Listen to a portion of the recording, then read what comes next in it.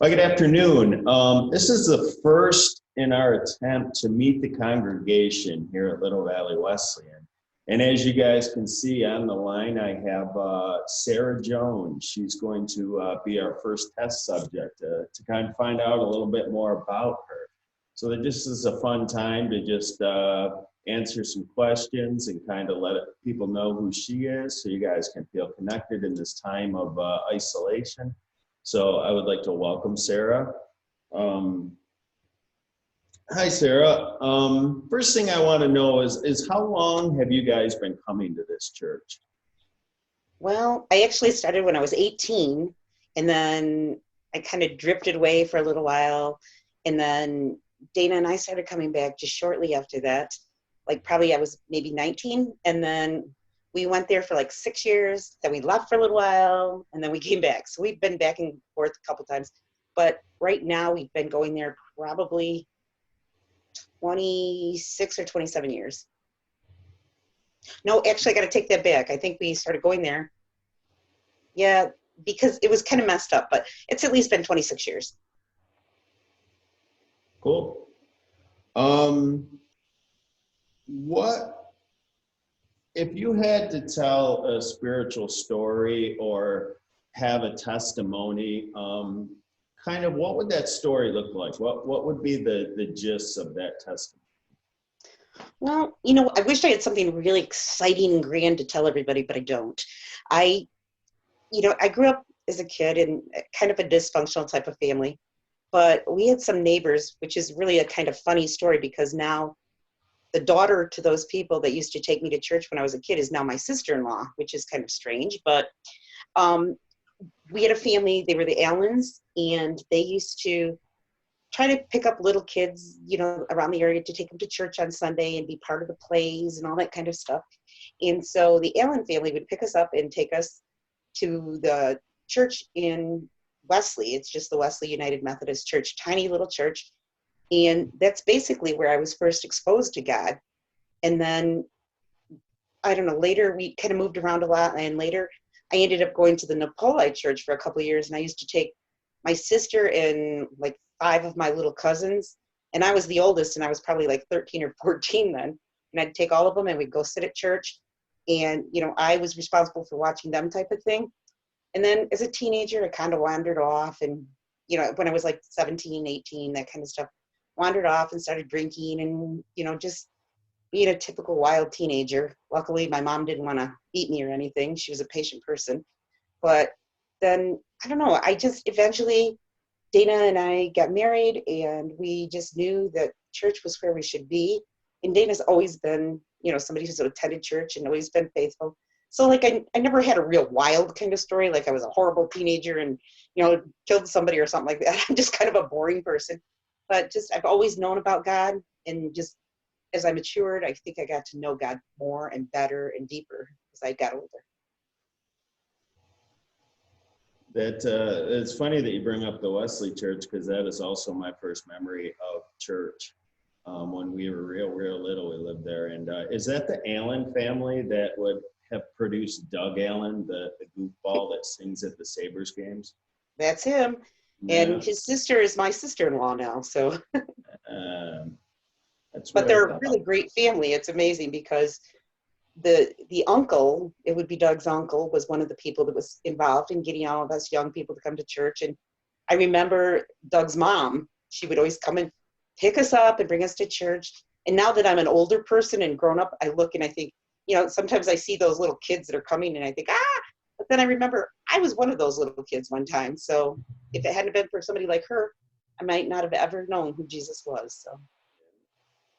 Yeah, I know April Allen is connected, I think ordained minister now in our denomination, and she deals a lot with the youth and stuff. So that's cool. Yeah. If you had to kind of nail one thing down, what do you think the kindest thing anybody has ever done for you was? Well, other than Jesus forgiving our sins and taking us to heaven, for human aspect, I have to say, one time I was really just like basically disappointed in people in general. And we were going through a time when we were struggling, didn't have a lot of money. But we decided, my mom and Dana and I, and Amanda was our only child at that point, we decided we were going to just go out anyways, and we were going to go Pizza Hut and have dinner. And we went up to Pizza Hut, and we got there, and I was just feeling like people had let me down, that people just weren't, really great at that point in life, and I was just sad. And so we go in and we sat down at Pizza Hut and we prayed, and then we ate our dinner, and the lady comes over and we said, "Could we get our bill now?" And she's like, "Oh, no, somebody else paid it for you." And, that was one of the nicest things. And it was at a time that I needed it so bad, to know that people were good, that there was kindness and that there was love in people, even people you didn't even know. I needed that at that time. That's cool. Yeah, you hear stories of that now, but that was a long time ago. Man, Oh, yeah. I mean, Amanda was probably like maybe 10, so that was like 30 years ago or so. She was young. Yeah. When you think of joy, when you think of times like that, what color represents that? That's kind of a fun question, because what color makes you happy? What color represents joy to you? I think pink. Pink is just, there's so many shades of pink, and I just think pink is just a great shade. Like, if you've got a light color pink, it's just peace and kind of happiness. And if you got a bright, shining pink, you think of like fun and happy and good times. And I don't know, pink is joy for me. Pink just has so many different shades. And, if I'm joyful and I'm happy, and, like Easter, you think of the pink Easter eggs and just pink dresses. And I like pink. Pink is good. It's not necessarily my favorite color, but it brings me joy. I was going to actually wear a pink dress for Easter. Oh, that would have been nice. Yeah. I guess I can't now. Well, we often pray a lot in our lives and stuff. Can you nail down one answered prayer that you think you got, that you received in your lifetime? Just one, something that you remember sticks out. well, definitely the birth of Matthew. The entire time, I mean, this kind of answers your other question. One of the worst things that ever happened in my life, and was, hard for me, was when we were pregnant for a baby, and her name would have been Caitlin. She would have been 31 years old, like just 2 days ago. But, she was a stillborn baby, and that was really, really tough, because anybody who really knows me knows how much I love family. Family is just, if God would have had it in his mind and, allowed it, I think Dana and I probably would have had 6 or 7 children, because we just love our family. And Caitlin was stillborn, and it was a really tough, hard time.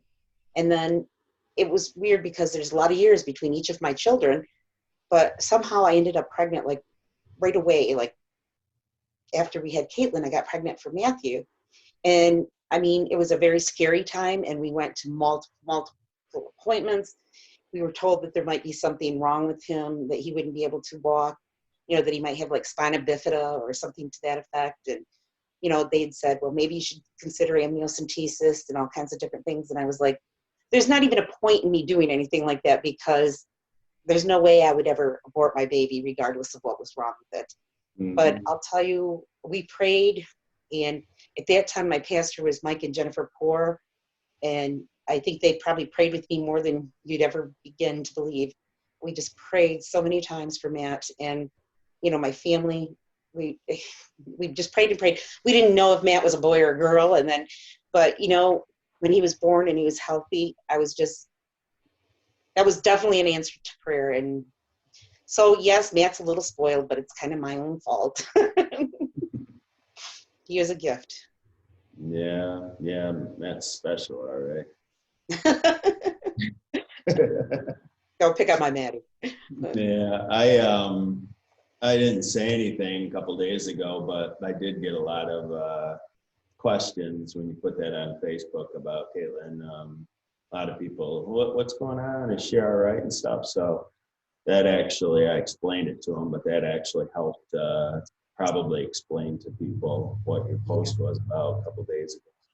And it never ever seems to fail, that right around this time of the year, there's always something tough going on. This year definitely is no exception, with this whole COVID-19 thing and driving everyone crazy. And, it's just tough. And I also just found out that I'm not working anymore. So that, you know, I think, you know, I guess I kind of put things in order, and like my most important thing in life is my family, which thank God I have Amanda and Brian and the kids here, or I'd probably really go crazy. And then, you know, Matt and Kim, we've been going back and forth because we were together when this whole stupid COVID-19 thing happened. So it's not like if we Yeah. we got it together because we were all Yeah. together, you know? And so I guess we're not afraid to be with them. But it's like, you know, my family is my most important. And then I go down to my church, and we all know I haven't been to my church because we can't get there. And I've always bragged about how our church is the thing that fills me up for the week. It gets me going because I'm there Mhm. with so many people that I love and I miss so much. You know, they're sometimes closer than some of my family. And, you know, I miss them and I love them and I want to be with them. And, you know, we sit and we laugh and we talk about dumb things. And I guess it's the thing I love about our church is that we can do that. We don't have to pretend we're somebody else, or, you know, you guys don't have to see me as the perfect person because I'm not. You know, I say and do the wrong things and I'm a goofball, but I still love you guys, you know, and I miss you all so much. And then, you know, my next step is work. And I was kind of counting on work because I was there and I could, you know, it kept normalcy to my life. Well, now we can't really afford to have everybody at the office. And I was the next guy to go. So, so it kind of really makes it tough, but you know, I'm working hard. I'm going to do things around the house. By the time we're done, our house is going to probably totally look completely different, but it's okay. So I guess that kind of breaks that all down into craziness, but that's where it all comes from. And Matt, you know, Matt was the answer to that prayer. And I guess Caitlin was the start of that prayer, you know, and it just kind of went together. Yeah, no, that makes complete sense. Usually I try to be on vacation this time of year. You know, I go the weeks before Easter and then come home and spend Easter at our church and stuff. And this year just did not work that way at all. No, it definitely you could see the answered prayer there with Matt and the family that he's produced since then. What a cool wife he's got and cool kids. So I won't say that to them personally, but I'll say it to you. Yeah. Yeah, that's always been my answer. You know, it's one of the things that God's given me is such a family that I love so much and that are just there to support me, you know, no matter what goes on, you know. Jay and Mhm. Shelby and the babies, you know, have been contacting me almost every day via Facebook and live Facebook type of stuff and that, and or calls, you know, we could talk to each other. And I, I just don't know where I'd be without my family. So I love them so much. Yeah. In a lighter mood, switch it up a little bit. And if you could be in a movie and that was your life, was a movie, and you just got to live it and stuff, what character or what movie would you be in? What character would Well, you be? you know, some days I think Dumb and Dumber, but we don't want to go there. So, He did say you live with Brian. so then I guess, you know, I was thinking about it. Not really a movie, but it was the TV series when I was a kid growing up, was the Waltons. That's the life I always wanted. And I guess that's why, you know, because it was a mom and a dad that were together and the grandpa and grandma were there and, you know, all the kids. And, you know, even though they had hard times sometimes, you know, they always came out on top in love. And so I kind of live like the Waltons sometimes. Maybe that's why I take all these extra kids at different times and try to love on them and try to help them because deep down I wanted to be Mama Walton. There's probably some kind of psychological analysis there we should be making, but we won't. Yeah. Yeah, that's your choice, though. That's what you connect with. I think you kind of nailed the social gathering. What's your favorite time to get together or social gathering that Yeah, I already nailed that one on the whole you church have? thing and the family. And, you know, I guess because my church is also involved, or my family is also involved in my church, that doing them together is just, it makes me the happiest person on earth. When I have my family and my church, it just makes my heart swell like you wouldn't even believe. And just when we do things together, you know, at the church and with my family and stuff, we're all there together, and so many people there, like I said, are like my family. And so, you know, we're laughing and we're having fun together, and you don't have to pretend that you're anybody you don't want to be. You know, sometimes when you go like that important social gatherings, you know, like work and different things like that, you know, you have to be somebody that you're not. And I've never had to be somebody I'm not at our church. I can love on everybody. I can talk to people. We can just share things. And I love that. Mm-hmm. No, that's cool that people can find a place like that. Mm-hmm. There's a lot of hurt that comes on in the church, though, and a lot of people that need people to talk to and stuff. And in your opinion, what makes, because we try to fix things a lot and we try to jump in and help people and stuff, but sometimes people just need us to listen. In your opinion, what makes somebody a good listener? What do they do to really connect with somebody as a listener? Well, I think for one thing, to actually listen, not to try to say, well, Dan, if you do this way, your life would be better. You don't need my 2 cents. And sometimes that's the hardest part to be a listener, is not to give somebody else's your opinion about what they should do. And sometimes they just want somebody they can talk to. And I don't know, it's my personality. And that's one of the other things I'm struggling with this stupid coronavirus, is just being able to hug the people that you love, that you see that are hurting. And sometimes just that human touch for some people is the answer, and yeah, I can think of so many people that I hug on Sunday morning, and I think I'm so thankful that they're part of our life and stuff. And when you look at them and you see they're a little down, you say the extra prayer for them for that week. And I think that listening is like a physical thing, where you have to sit and actually pay attention, not interrupt them and, tell them how to live their life, but just to be there and, that pat on the back, that hug, that handshake, whatever it takes. I think that's what helps.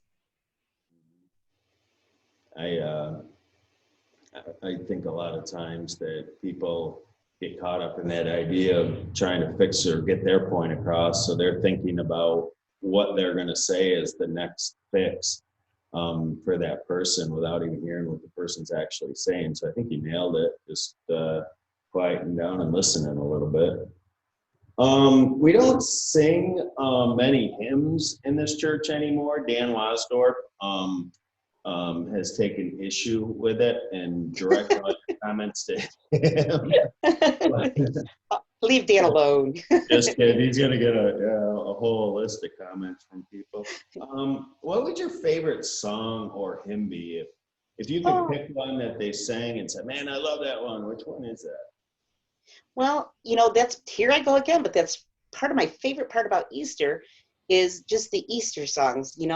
I serve a risen Savior, or He lives, those different things like that. It's like, I love those songs because they're so upbeat. One I've always said I love is when the call, oh my gosh, I can't say it now, Dan, sorry. When the call up yonder, or what, why can't you think of that, Dan? Mm-hmm. When the roll was called up yonder. Yeah. I love that one, but I love things that are happy and upbeat and, cheerful. So I guess we did that one a few weeks ago. Mm-hmm. I like happy and cheerful. What can I say? So, and it doesn't matter to me whether it's a hymn or if it's, one of the newer songs. There's just so many. I like happy music. See, I'm one of those happy kind of people. I like happy things. Yeah. And yet I'm one of the most emotional people, probably most people know. So it's craziness, isn't it? I agree. Music puts you in the position that you go in. I listen to music 24 hours a day if I could, and that kind of sets me on a path the way I'm going to feel that day and stuff. So I agree with you. Happy music is fun and stuff. When you said Easter music, I thought you were going to start singing "Here Comes." Peter Cottontail? Cottontail, yeah. No, I don't think so, Dan.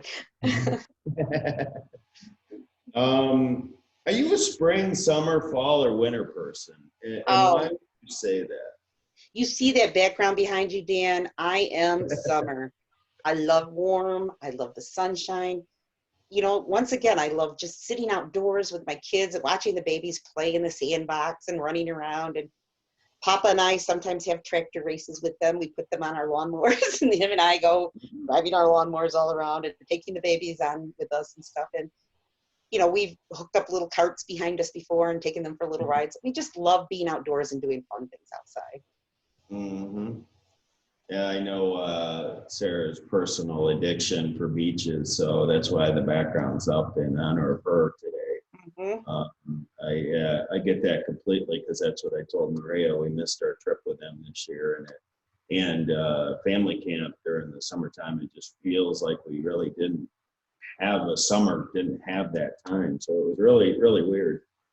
All right. If you could be famous, this YouTube, Facebook Live interview here is going to make you famous. What do you want to be famous for? You know, I want to be famous in my own little tiny world. I want people to think of me and think of me as being a good person. Somebody who loved God and loved the people that God loves and helps them to grow. I want people to know that we're there, that, you know, my heart's open to trying to help people that need help. I know I get mad if I think people are just being users, and that's tough sometimes, but I just want to be remembered when I'm gone, as people can say, you know, Sarah tried to help me here or there or somewhere. And I guess that's all I want to know, is that I'm doing what I think Jesus would do and opening his heart and his home to other people. And I think that's what I would like to be famous for. Yeah. You don't make a lot of money doing that, but hey, it's funny. Yeah, money's just paper with faces on it. That's right. But And lots of germs. what was that? I said, and lots of germs right now, so we don't want that Yeah, stuff. so you don't want to touch it anyways. But no, I think you're well on your way for that. I can say with personal experience, I think that is something you will be remembered for and are good at. So keep doing that. Talking about famous people, let's look in the Bible for a second. All of the Bible characters, what Bible character do you relate to the most, or do you think connects with you? When you hear the story, you love it. When you hear the connection, it's you. You're probably going to laugh, but it's probably Peter, because, you know, Peter was the guy he was kind of, you know, he was the rock. He was solid. And I think, you know, I'm pretty solid most of the time on things, but sometimes I just let my temper get the best of me and I do something stupid or I say something stupid. And, you know, I could see me being the one to cut somebody's ear off, you know, just because I'm a doof. But, you know, Peter had a good heart, I think, you know, and I think that he meant good, even though he jumped the gun on some things. And I think that's the same with me. I think in general, I have a good heart. Sometimes I jump the gun and cut off somebody's ear, but, you know, I don't mean that. And I think, you know, I just go into overdrive sometimes, which is dumb, but I think that's part of my problem sometimes, but that's who I connect with. Yeah, he was right next to Jesus, and Jesus never turned his back on him. Jesus never did any of that. Well, get away from me. You're too hot-headed, or you're a loose cannon. I don't want you around me. He just slowly worked with him, and so I think there's hope for that. I agree. I like Peter because it shows that you can snap once in a while and still be forgiven. And I think the good thing about it is I can say with maturity, I've definitely improved on that. You know, when I was younger, you know, I was the scary person to all my nephews and stuff. So you want to go live with your Aunt Sally? I bet you every one of them can say their parents said that at some point. But I really wasn't that bad, but I did lose it a lot. And I think I've gotten so much better as I've gotten older. And, you know, my kids are like, Mom, you would have never let us do half the things you let our kids do. And I'm like, hey, that's a different ball game. Come on. Those are my little babies. Yeah, that's funny because if you ask my daughter if she wanted to go live with you, she'd probably say sure. And that kind of stuff. And we already answered this one because it's behind me. If you could pack up everybody in your family and take whoever you wanted, where is one place on the planet that you would want to live? Oh, you got it. It's a beach. I want the beach, you know, I don't think it really exists, but I want the beach that's perfectly safe, that, you know, never gets hit by these hurricanes and all this other stuff. I love the warmth. I love the sunshine. It makes me feel so good. And if I could have, that's one thing I love about the cruises is we always take people that we love and want to spend time with, and we go and we just have such a good time just being together and, you know, just having fun in the sun, and nothing better than floating in that ocean of water and just enjoying that sunshine. So I'd be on a beach somewhere with my kids, my family, and my friends. I think we should have church right there behind that tree, maybe, Dan. Yeah, church. Yeah, because that would be, man, I'd be up for that. On the Yeah. cruises that you mentioned, my favorite part of them cruises is always, and Maria's going to argue with me about this because she likes the beaches too, but I like the dinner time. I don't know why, but it just feels fun when everybody's at the table and they're bringing you different things and everybody's just sitting and communing together and chatting, and whoever's at your table and stuff, you learn and you talk and you that to me, I always enjoyed that more than the sand and all of the areas and everything. I'm I not, would rather sit down and eat. I can agree with you on that, Dan, because I love the dinner thing too. I like that we all just sit together and we talk and we just have fun. And sometimes we talk about the dumbest things, but we get to Mm, try new foods that we would never ever try otherwise. And mm, we all have such bad behaviors that, I'll take a bite of something and say, "Oh, this is so good. You want a bite?" And we pass our food to the next guy. And sometimes the waiters look at us like, "What is wrong with you people?" But I love that part of it too. So I guess, could you live on a worldwide tour forever where you could eat and go on a beach and eat and go on a beach? We'd probably weigh 50,000 tons, but hey, yeah, hey, but all you'd have I to love do is dinners roll out too. to the sun. Yeah. All right, let's talk about God for a second. What are three things that you do believe about God? I believe that God, well, He is love. I mean, I know that God has to punish us when we're bad and we do the wrong things, but I also know that God is love and He forgives us for so many things. And I've always thought about the sacrifice that God made when, He sent Jesus here to die on earth. Because as much as I love my children, that God loves us more than that. And He loved His Son, but He sent Him here to die for us, who He didn't even really, have that much knowledge of, or, I mean, I know that God's infinite and He knows that we know what we're going to do type of thing, but I'm just so thankful that He loves me anyways, And so I guess His love and His faithfulness, even when everybody in the world turns their back on you or walks away or, is giving you a hard time or whatever it is, God's there, and I can always go to Him and pray. And, with prayer and communion and being able to just talk to God and let Him know how badly I'm hurt or how much I want something good to happen for somebody, I know that He's there and I know that He listens. So, I mean, those are really important factors about God, I think, that He's there, He's faithful, He's in love. He's just all the things that you need. Yeah, it's I love the faithfulness one. That really helps even me get through when people say stuff about you or somebody aggravates you or like you said, somebody takes advantage and walks away. It's easier to burden when you just like, okay, well, God, point me to the next one Hmm. and keep moving. It's a lot easier when you got Him. Um, all right, before we get to the couple last questions here, what if you had to choose in your house, what's your favorite room? Where do you love to just hang out? I kind of had a toss up when I was thinking about that because I do like to go in my bedroom and just sit and read or play on my Kindle or pray. And I love I always listen to Family Life. So I have Family Life on in my radio in the bathroom. So I love being in there.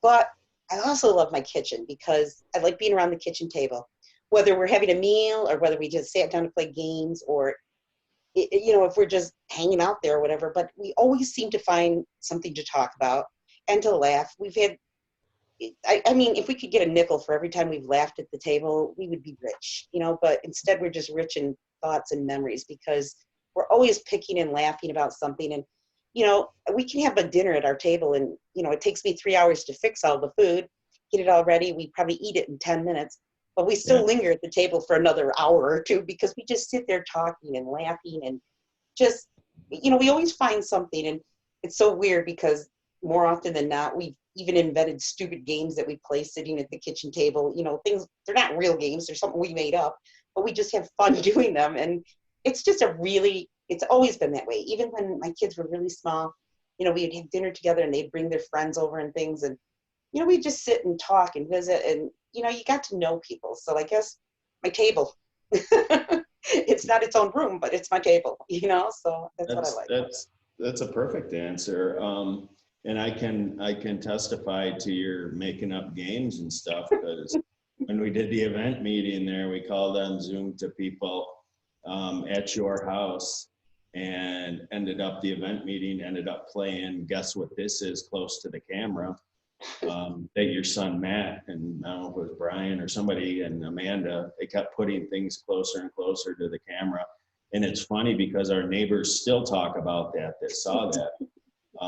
The one doll really creeped them out.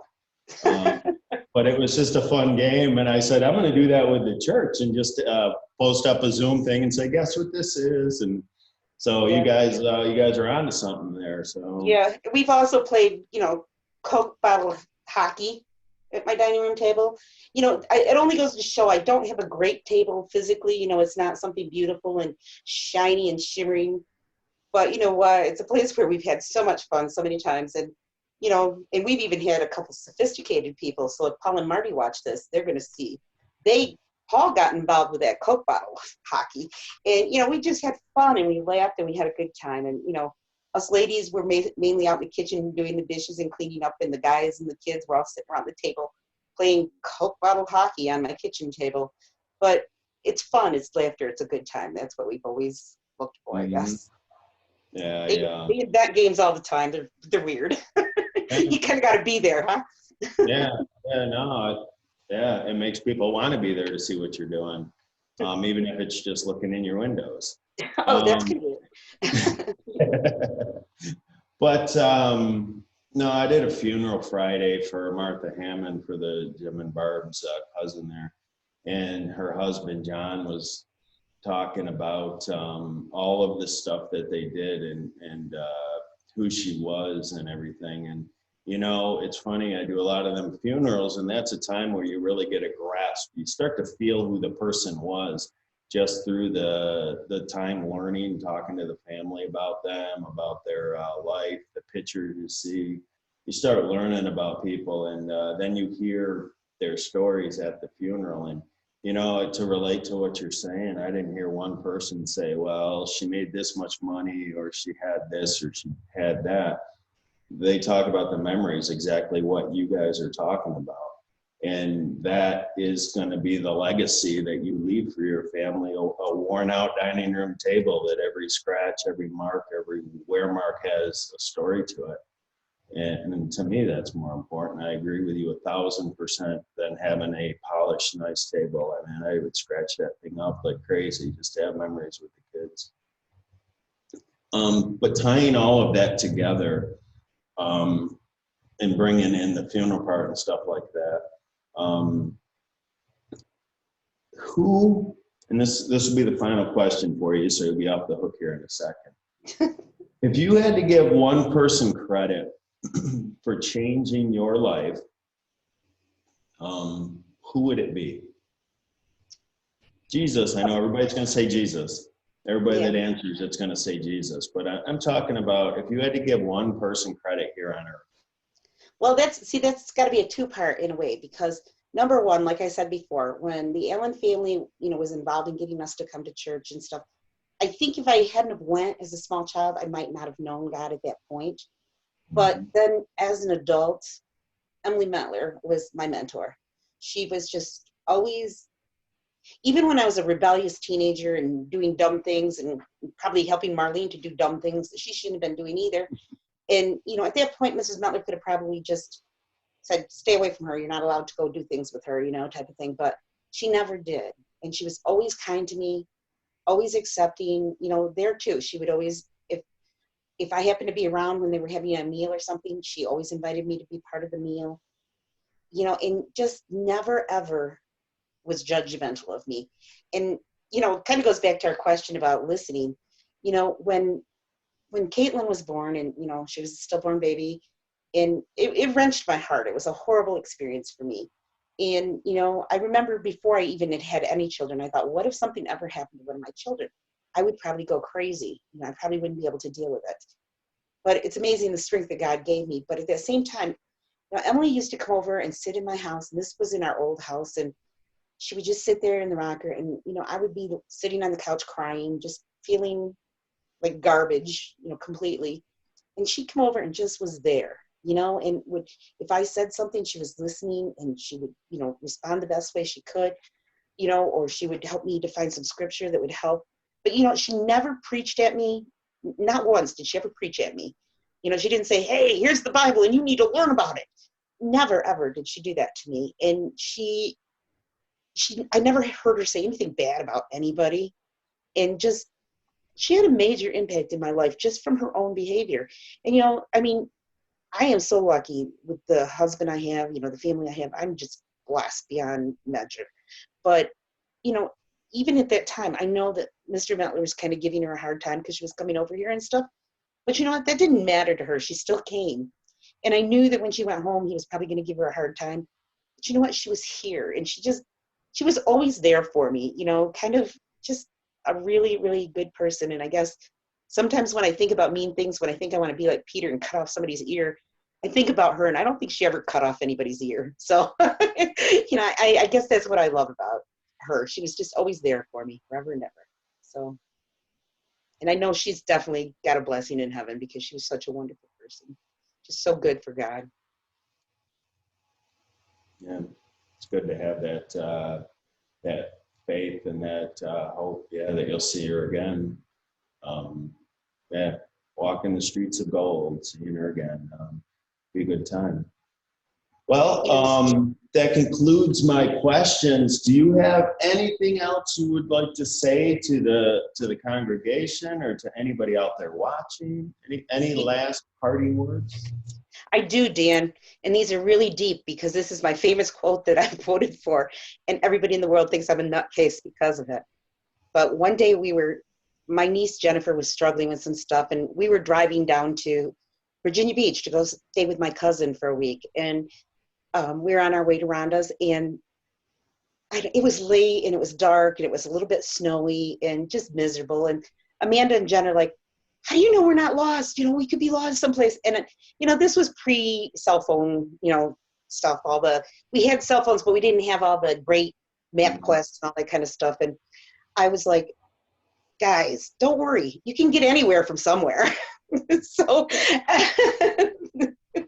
that's my famous quote, and everybody harasses me all the time for it. So, but you know what? You can get anywhere from somewhere.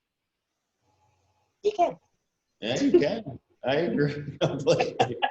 I love that quote. It's that's what people will remember you. That For you being got crazy. somewhere from, you got anywhere from somewhere. Mm-hmm. And you made it somewhere. Yeah. And the worst part is, I could have went completely different and been somebody completely different than who I am. And, I've often thought, but for the grace of God, there go I. I could be a person who was living a bad life and doing things that I don't want to do and not serving God.